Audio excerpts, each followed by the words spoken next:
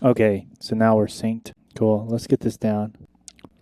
Hey everyone, I'm James Delancey, and I am reporting in as the hobby developer. In this developer session, I want to give you an idea about what I use to bootstrap some of my projects and put together material really quickly.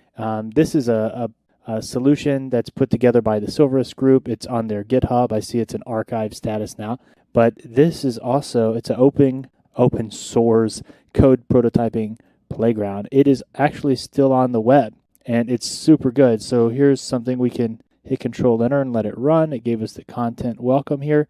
We can type a quick program in here real quick, and I'm going to press Control Enter here, and of course it runs. It gives us the indexes here, the 10 indexes here within this range for command. Super handy. So I see this is an upgraded version to what I have. I have the version off of their GitHub site, and I run it on a local server, run it out of the Atom, which is the GitHub developer IDE, searching for words there. And it's super handy to be able to, I have a plugin in there where I right click and it starts up my PHP interpreter. It runs the slash capital S dash capital S web development environment, and it just runs as an index.php. So what it looks like on my box is this. Here's what it looks like when you first start it up. Control return. You get the same thing. It runs a lot quicker on your own machine. One thing you'll notice is that the older version I have, you don't have the option to put any HTML in here. It's all escaped.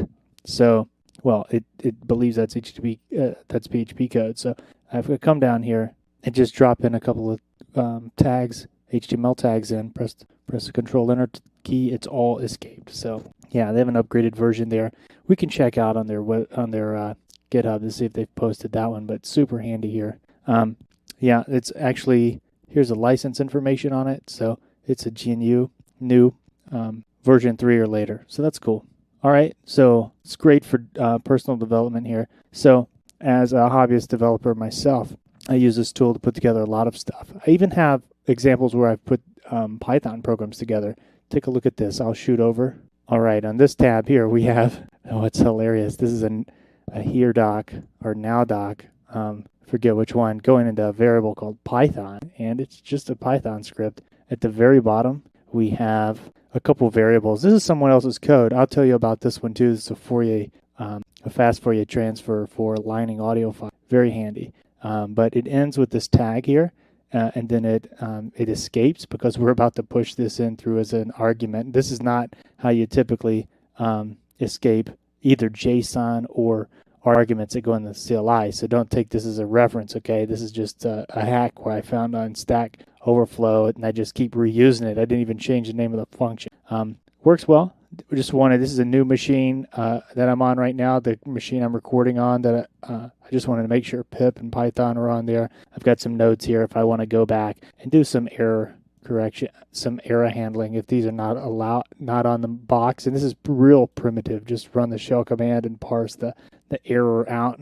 Okay, so that's what that does, is mix error out and standard out. Set the time limit for 2 minutes and then run. And so it does a couple other shell commands like ffmpeg stuff. And then it puts the delay between the two tracks. So this is here it is, the absolute value in seconds of the difference when one track is slower than the other. Very, very handy. I can just hit my center button on my mouse there and I get another one of these. So like what do I want to wireframe here? I might want to wireframe, how to parse some specific text. Let's consider a curl request to go to PayPal for a website. Okay, so we want to do the PayPal IPN so that we can get instant payment notification from PayPal.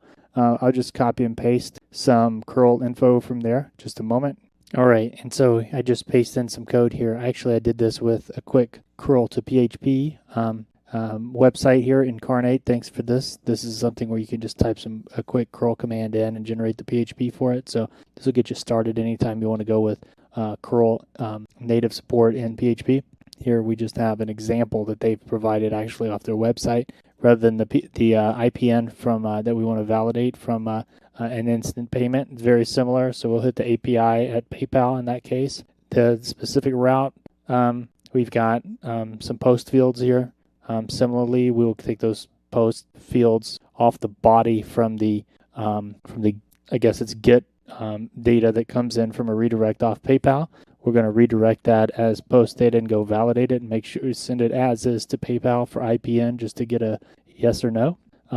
This uses some API key, which isn't even in here. It's set as a a username, user password. That's interesting. Okay, and then we're just posting it as URL encoded. Super cool. Control enter. It doesn't have an API key. That's great. This is JSON here. What if we want to take that? I'll just space this down and we'll say result equals JSON decode result. Control enter. Now we've got an array that we can look at. We can flip that back too, and then drop in the pretty flag. Control return. Boom. Now we've got pretty printed valid JSON that's been decoded and it's been re-encoded on our own box before being presented to us. So very cool here. Yeah. Again, this is the Playground, a PHP development environment that uses a server on the back end. Now, if you have this, let me show you how to get this going. All right, the Silver Vest group here, the Playground here, I'm on GitHub. I see it here, and I can clone this. And I'm just going to go through the zip because it's easier. If you're not running Git on your own machine, have it installed, this is going to work for everybody. So, try it your own way if you want to go the other way. But I'm going to try to do this in a way that it's easy to replicate on everyone's machine. If you're the hobbyist programmer like me, developer, you're going to have started out with the easy way. And here we are. So go ahead and click download zip. Okay, your zip's going to be presented like that. I'm just going to say, let's save it to a file first. All right, and that's what the save file looks like. I'm running Firefox. I'm going to click this to open the Explorer, not Internet Explorer, the Explorer console. One moment. All right, and here it is in my downloads. And I run 7-zip, so I'm just going to right click and I'm going to have that extracted into a folder sorted by today, by date modified. It's right here. Let's open that up. Here we are. Underground master. Here we are. All right, the next step is to open up a console window or a command prompt on Windows. And if you have PHP installed already, because maybe you're running XAMPP or WAMP or something, some type of Windows LAMP stack or a LAMP stack on the Unix Linux box, you're going to be set. So let me show what that looks like opening the console now. So there's a Windows command prompt here, and then we'll hit the directory. And I just tabbed over to it. There it is, master 01. See if you guys can see that. If not, I'll open up the... if you can't see that, let me know in the comments, and I'll increase the font on the next video here. All right, so I just moved into the directory here, and here we are with index. So if we just run the PHP interpreter -S localhost : port number, we can immediately see this page in our browser, and let's do that real quick. I'm running XAMPP. All right, and I've got it here, and I'm going to hit :9000. It'll be on port 9000. And now that it's loaded, I'll just open another page here. Okay, and I typed in localhost : 9000, press the return key, and here I am. Let's hit the control enter key, and now we've rendered. Let me show you what this is doing on the back end. So this has a hash up here. This is a jQuery or something going on where we have a unique ID that's being generated, and that hash is put here so that when you load this page, what's sent to the server in the URI is actually just slash. The hash stays on the browser. The server never even knows about it. So it returns the base page. That's a single page application, okay? So similar to React or Angular. So you have this single page application, and that hash tells the underlying JavaScript to go pull a specific file and place it here. And it will, so that this can actually be shared. If this were a public IP, localhost, it's not in this case, but I could just forward this link to somebody and they could open it up, do some stuff on it, control enter, and then send the link back that they wanted me to have a look at, for troubleshooting or whatever, and I could see the results and run it myself. Okay, and then I look back here at the PHP server and I see I've had a few GET requests. You can see that at the beginning, we pulled up the index page, we pulled up style.css, we pulled up plugins.javascript and script.js. So that's what's going on. There's also, when we decide to render the page, you can see the timestamp here is a little different, a little bit belated. There's /render PHP, and then there's also, this is the AJAX call coming in asking for load PHP, the get string to get a query string to get the hash up here, and that's how it gets its example code. Well, that's where it says example code here. After it runs, it refreshes itself like that. And that's the link that you can send to somebody else. So let's take a look at the file system now. Okay, here we are back at the file system. This is where we had unzipped this package. And here's our file. So if we were to look at this one in Notepad++, we see, it's exactly the same thing as what we see up there, except for it's got PHP on the front. So what's going on here is it's taken this file and it's evaluating it, its content. It's is being evaluated that are ran in the PHP interpreter, and the output is being captured and then escaped and put into the right hand side of this page with the the response. So that is the Playground, very handy tool. Just want to put this out to give you guys some ideas. Let me know if this might help you out. Let me know if you've got some ideas about how you might be able to use this in your own environment. And so what got me interested in looking for this version that's PHP powered is that I was taking a Golang course a few years ago, and the instructor was using a Golang playground that's online. Let me just wheel over to that and show it to you. And here we are. It's at play.golang.org. And so I thought this was quite nice. So, Golang is a compiled language. And so he was able to, type something in. Let's say it's misformatted. They're just typing it off the keyboard, hit the format button. It runs it through the compiler and has it formatted. And then when I want to compile and run and look at the output, I press the run button and here you go. Hello Playground. So this is quite nice.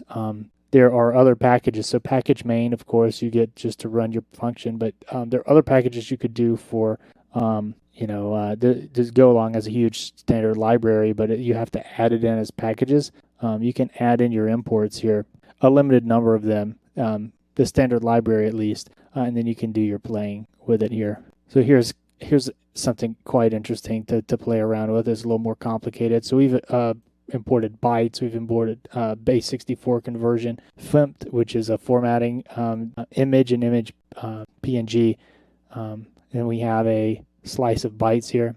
That's like a word array of bytes. It's like a string. It's a string, but it doesn't have an encoding tied to it. A string is in characters, and then here's our function for the display of the image. So it's going to do some encoding, and it's going to display it down here. Now I haven't ran this yet. Let's see what we get. Okay, here we are. So this is a base 64 encoding of this little gopher. It's one of the mascots for Golang. Very cool. So yeah, there's another playground. This is the first one that I saw. It kind of inspired me to take a look for setting up my own with PHP, and I've leveraged this playground here for a lot of different applications, including this Python. This is an old Python 2 app, like I mentioned a moment ago, and I'm able to use it for FFT to align samples. And by the way, this is also an open source. It was a GitHub repository where I found this quite long ago. This Fourier transfer. Yeah, I can't quite find it there, but I'll look for it on another video, tell you how it works. So with that, James Delancey, the hobby developer, and I look forward to hearing your feedback on this. Click subscribe if you haven't already. I look forward to giving you some more stuff. Give me some ideas in the comments about what you'd like to listen to. All right, talk to you soon. Bye now.